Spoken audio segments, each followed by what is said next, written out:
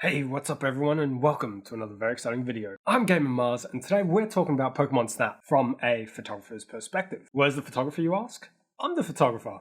I've been into photography for 10 years. You need not ask for my credentials, just take my word for it. You know what? Let's just talk about the game. First of all, I had to say, this game really hits a spot for me. It just combines my passion for Pokemon and photography.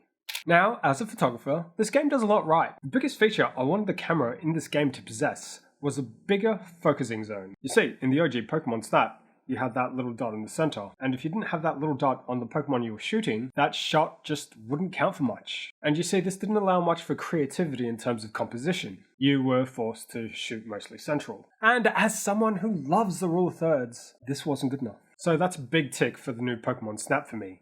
You can now shoot with more creative compositions. The other thing I love about this game is that you have 72 shots to get through a level. Now, I know what you're thinking. In this day and age, digital cameras, DSLRs, mirrorless cameras, they have memory cards which will give you literally thousands of shots. And in this game, we've only got 72? I absolutely love this! Reason being is it forces you to really think about the shots you're getting. Because with 72 shots, you're going to think about what you're shooting. You won't just be spraying praying every time you see a Pokemon. Spraying and praying is where you leave your finger down on the shutter button in the hopes of getting one good shot. Now, I know there are photographers that have made a career taking millions of shots for that one picture.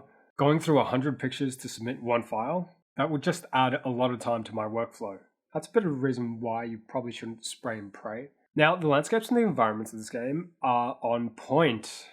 They did a great job doing this. It just provides you with the ability to take pictures of Pokemon with an amazing backdrop. No matter what your skill level in photography, you can get some good shots in this game. So this game does provide you with items you can use for each playthrough of the game. Now, I ain't no wildlife photographer, but I'm familiar with the ethics.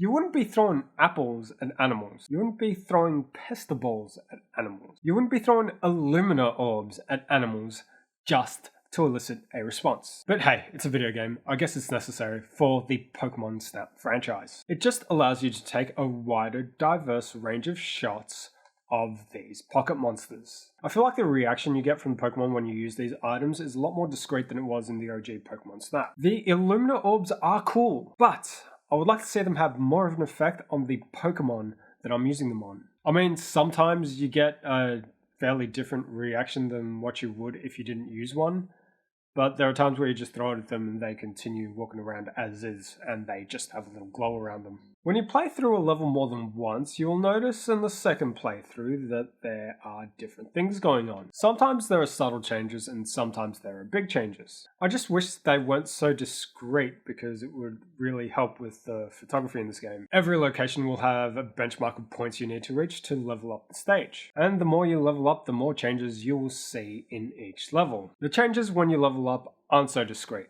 so there's something to consider. Now, as a photographer, I know that the job isn't done after just taking the picture. You have to go home, get onto Lightroom, and process your pictures. Whilst the photo editing app in this game is not on par with Lightroom, or Instagram for that matter, I have been using it, and it's been a blast.